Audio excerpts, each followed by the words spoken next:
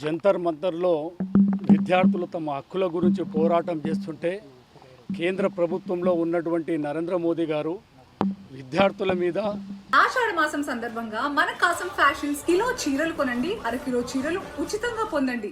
అక్రమ కేసులు పెట్టడంతో పాటు అలాగే నిరసన కార్యక్రమాలు విద్యార్థులు ఏదైతే పరీక్షా పత్రాలు లీకేజ్ అయిందో తమ హక్కుల గురించి పోరాటం జంతర్ మంతర్లో చేస్తుంటే విద్యాశాఖ మంత్రి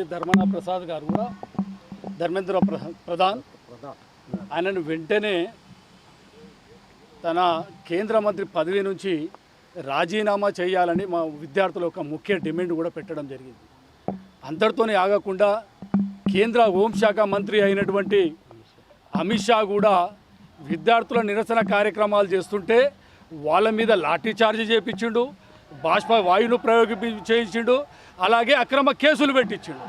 ఈ విధంగా బీజేపీ నాయకులు విద్యార్థుల మీద అక్రమ కేసులు పెట్టడాన్ని నిరసిస్తూ అలాగే మా ప్రతిపక్ష నేత అయినటువంటి రాహుల్ గాంధీ గారిని నిన్న నిరంకుశంగా పోలీసు వాళ్ళు ఒక ప్రతిపక్ష నాయకుడని చూడకుండా కూడా రాహుల్ గాంధీ గారిని ప్రియాంక గాంధీ గారిని అరెస్టు చేయడాన్ని నిరసిస్తూ ఈరోజు సిద్దిపేట కాంగ్రెస్ పార్టీ ఆధ్వర్యంలో మేము ఒక నిరసన కార్యక్రమం తెలియజేస్తూ అలాగే నిన్న బీజేపీ రాష్ట్రంలో ఉన్నటువంటి బీజేపీ నాయకులు మా గాంధీ భవన్ పైన ముట్టడి చేసే కార్యక్రమాలు చేశారు.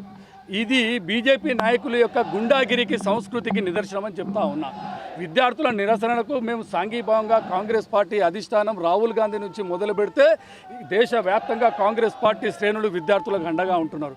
ఇంకో ముఖ్య విషయం ఏంటంటే ఒకవైపు పరీక్ష పత్రాలు లీకేజ్ అవుతూ ఉంటే కాంగ్రెస్ ప్రభుత్వం కాంగ్రెస్ పార్టీ వాళ్ళకు అండగా నిలబడితే ఈరోజు గత ప్రభుత్వంలో ఉన్నటువంటి టీఆర్ఎస్ ప్రభుత్వం కూడా ప్రశ్న లీకేజ్ అయితే ఈరోజు కేసీఆర్ కానీ కేటీఆర్ కానీ హరీష్ రావు కానీ ఎందుకు మౌనంగా ఉన్నాడని తెలియజేస్తా ఉన్నా. సూటిగా ప్రశ్న అడుగుతున్న టీఆర్ఎస్ పార్టీ నాయకులు. అంటే దీని అర్థమైంది అంటే బీజేపీ టీఆర్ఎస్ పార్టీలు చీకటి ఒప్పందం అని తెలుస్తూ ఉంది.